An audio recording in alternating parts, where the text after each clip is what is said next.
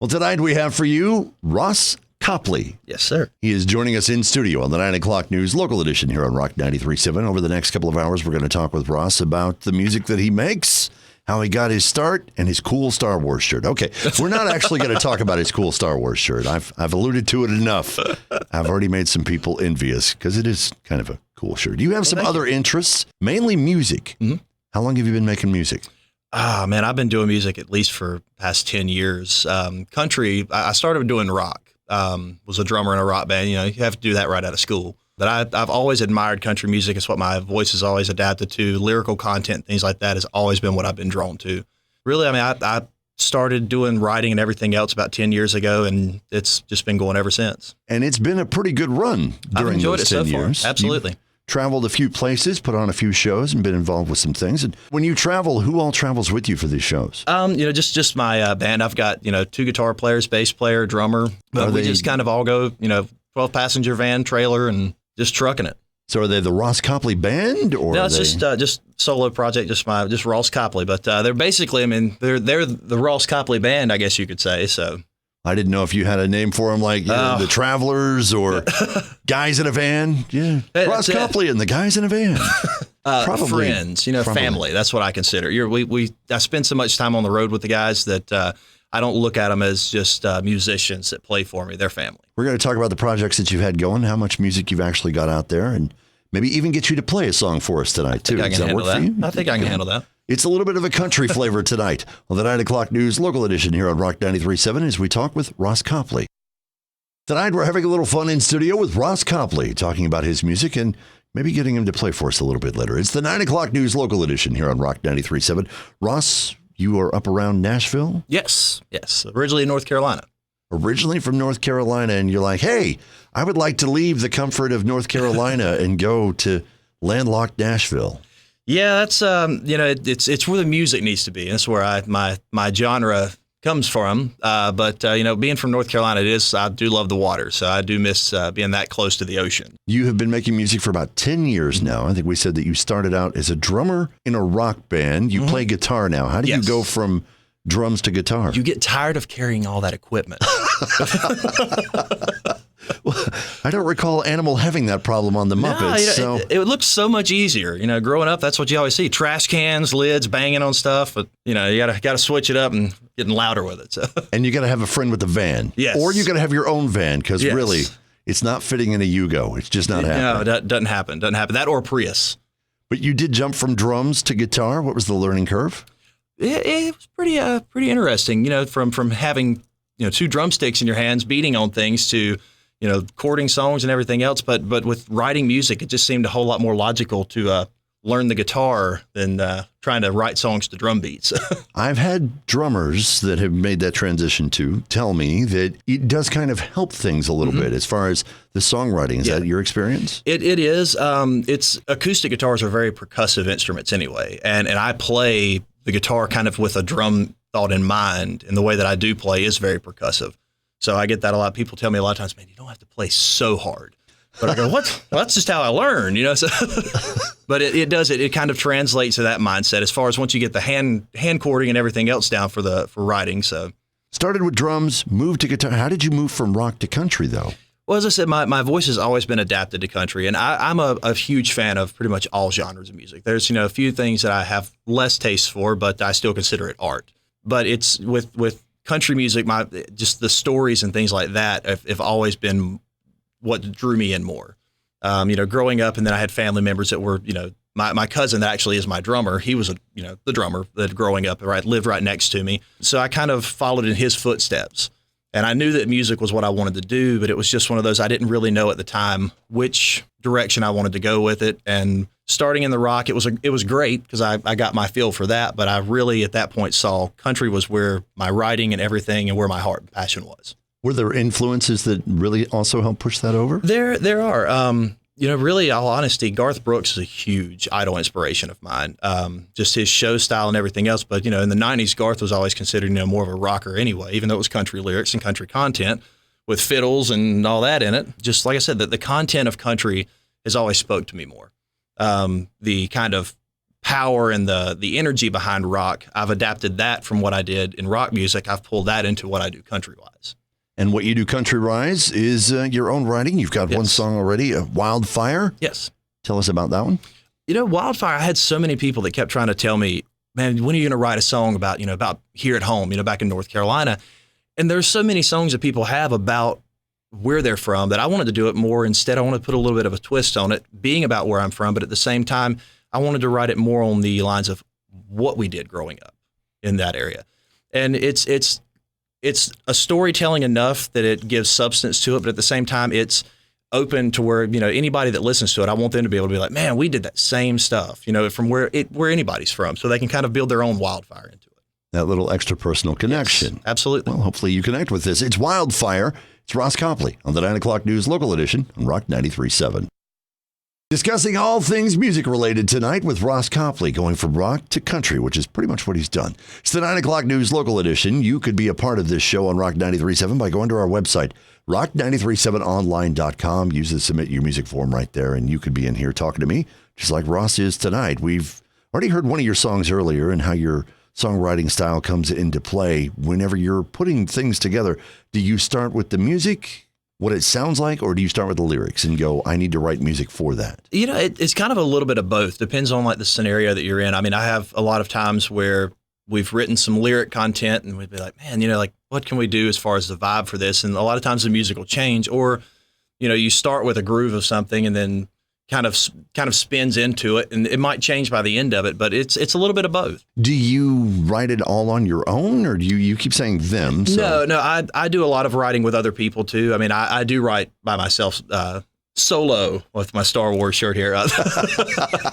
I do write, just by myself a lot of times, but I find it a lot more enjoyable to write with other people because there's different directions and different paths that a song might turn and go down when somebody else is present in the room to say, hey, well, what if we took it here? And you go, I didn't think of that. That's even better than my idea that I had to go this direction. Let's make a complete turn here. And when you have certain people that you rely on for helping you write songs, are they also people you play with? Or? No, I've got a lot of, there's a lot of writers in Nashville, Tennessee, and I've got a lot of very talented friends that are writers as well. So, I've written with several people, and there's times, when you write that there's co-writes, as I could consider it, to where they don't necessarily, you don't mesh with the person as well, not on a personal level, but just writing wise, your styles don't fit. You go through the good and the bad, and then you kind of look at it and say, okay, these people, and the more you write with them, the people that are good and solid at what you do and you have a good connection with, the songs just continually get better and better. Working with them, does it increase your confidence or decrease in that you look at what you've written and you go, maybe they'll make this better, or maybe this isn't good enough? No, I think it's one of those to where it's not every time you write a song is it going to be, a number one hit. Is it going to be a monster? I mean, I've got songs that I've written recently that I go, it's not as good as something I've done in the past, but at the same time, it's still another piece of art. I look at it, when you can take something from nothing and make something, like that's art. Every song, when you start with it and you write something new and it's a better song, you feel better and more confident about what you're doing because I'm continually growing. And, that's like I told somebody a while back, basketball players or anybody in sports, they didn't just, they weren't born as star athletes. You had to work to it. And music's the same way as a songwriter. Like the harder you work and the more you do it, the better your skills get with it and the more confident you get with things. You say, man, this is great. You've got, you're going to play for us here in a bit. We're going to get you to get a guitar out. But before we do that, I thought we might check out one of your other tunes that we have. How's It Gonna Be? Yep. How many songs have you actually got written? Quite a few. I actually kind of lost count with them, but, well, this is among the countless songs. Yes. How's It Gonna Be? How'd it come about? Actually that was kind of a life experience going through, my ex-girlfriend and I, who I still care about, she's a great person. I was kind of going through a time with her when we were starting to, have some issues, and it was towards the end of our relationship, but by, one of the guys that I was riding with, he was actually going through the same thing. We were just got to talking about how all the different feelings and emotions you go through whenever you're fighting against the inevitable. And it was just, the things we talked about, and we just kind of looked at it and said, man, well, this is what I'm going through and this is how the situation is. And it just kind of wrote itself, honestly. It's personal reflection on relationships. Yes. Maybe not advice, but reflection anyway. Right. It's How's It Gonna Be? It's Ross Coppley, the 9 o'clock news local edition on Rock 93.7. Discussing music tonight with Ross Coppley on the 9 o'clock news local edition here on Rock 93.7. Where all do you go to play? Pretty much all over the East Coast area. We've gone all up through Pennsylvania, Ohio, all the way down to Florida. What is the most outrageous moment that you've had on stage? That one moment where you're like, can I hide behind this mic stand? That would probably be playing. I did a festival in my hometown in North Carolina, in Lexington, where I grew up. We have what's called the Barbecue Festival that they've done for many years now. And it's the largest festival in North Carolina that goes on. And there was typically anywhere for the past few years have been 100 to 150,000 people there. And being on stage and being that it's my hometown and a massive crowd in front of it, I've been over to set a set list down and my pants ripped from the crotch all the way up through the back. And it just, happened to be one of those days where you were kind of feeling a little free. Oh, yeah. And, I believe I've heard a similar story for Tommy Shaw of Styx. He had a similar incident, and Lenny Kravitz also. So you were hanging out with some big names. Yeah, well, as far as embarrassing moments go. It's not my typical style to stand with my legs completely together holding a guitar the entire show. But for that one, I definitely looked like just a knot on a log standing up there. And I got asked, well, why'd you just stand there? So, well, if you'd walk around behind, you would understand. So, at least the ones up front didn't get a worse show. Just the drummer. That's the drummer. That's why I quit playing drums. I didn't want that view. 150,000 turnout for that. Is that the largest crowd you've played for? I don't honestly, it's a good question. That's a huge crowd, and it's for festival events. I'm not sure if that's the largest festival that I've had, but it's, right around that. Yes. Usually we go for anywhere from 2,000 to 6,000 is the rooms that we play to. And they're, great crowds regardless of wherever we play. It doesn't matter if there's 2 people, 10 people, 20 people, to all the way up to that 150,000 people. It's the audience and the connection you have with those people. That's what always drives me. But, playing to that large of a crowd is always a wonderful feeling because the energy level that throws back to you is just intense and insane. What is your favorite crowd to perform to? Really, man, it's honestly, it's the crowds that, like I said, that are there and know the songs and know this, and the ones that you can kind of see that if somebody doesn't know that they're enjoying everything of what you do. I've had crowds before where they were there just to have a good time. But when you have the people that are drawn in to what you're doing and art that I've created in pieces of work, it's always, as I said, it's a humbling feeling. And it's something to where as a musician, if you're not in that position and you've never been in that, you don't understand how good that makes you feel. It's like a painter that makes a piece of art and people that appreciate it. It's that feeling you get when it's something to say, you know what, they appreciate what I do.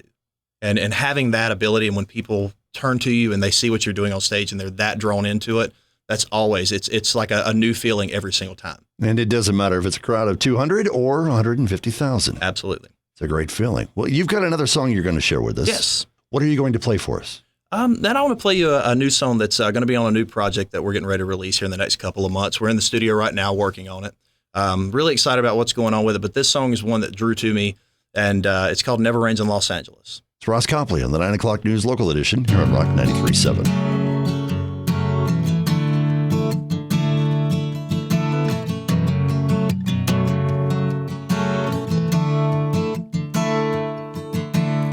It looks like the weatherman was calling for sun again. Big surprise, it seems like that's all we ever get. It's 75 5th of July, I'm driving the coast, your hand in mine. And no way I could have known what was up ahead. A sundress on a summer day, your hair back in your favorite shades. You whisper goodbye like somehow maybe I should have seen it coming, should have seen something was wrong. Blue skies, not a single cloud in sight, but my eyes are well enough, 'cause you've had enough. And who says it never rains in Los Angeles? In Los Angeles.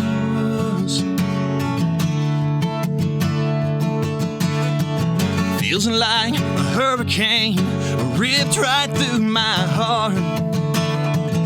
made a mess of everything. It tore it all apart.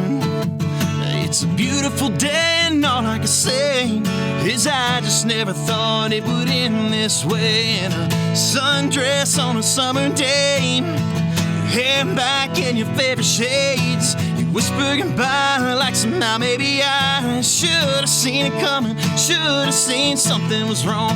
Blue skies, not a single cloud inside, but my eyes are well enough, 'cause you've had enough. And who says it never rains in Los Angeles? Let the tears start falling down, let the pain start pouring out, 'cause you're moving on. In a sundress on a summer day, your hair down as you walked away. If this is goodbye, then I guess maybe I should have seen it coming, should have seen something was wrong.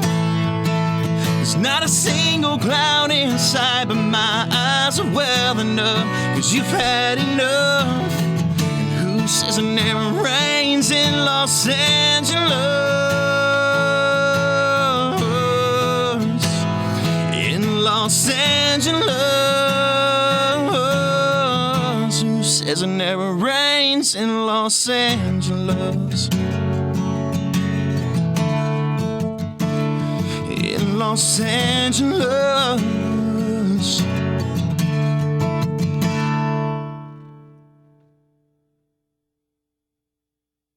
Well, we've managed to get in a performance tonight and a lot of conversation with Ross Coppley, the 9 o'clock news local edition here on Rock 93.7. Ross, you have got dates lined up. You're going to be playing. Where are you going to be at?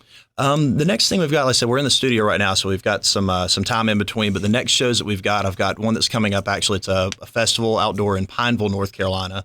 And then, just some spots here and there. We've got some different things. I don't really know right off the top of my head, but they can check the website, which is rosscoppley.com. Which, as you said, is Coppley. Yes. We need to point out that there are 2 P's in that name. Yes, it's not silent. I was joking with him before we started about that second P maybe being silent. You've had people call you, what was it, Capley? Yeah, and Russ Capley. Copley, and so it's Copley. Yes. So keep that in mind. It's Ross Copley. You can go to his website there. You also are on Facebook. Yes. Twitter, the other social media sites. Yes, and Instagram too. They can go in there and like pictures. I don't mind even if they stalk me back to 110 weeks, as they say that, don't do that. Do you post videos? Occasionally, yes, we do. I do post videos out on stuff. And haven't done one in a little while, but between that and we do Periscope as well. So that's always fun. Which Periscope that's kind of was really a big thing, and then it just kind of it did. But it's still fun to do every now and then. Because I don't necessarily. A lot of people will do it to where they're planned.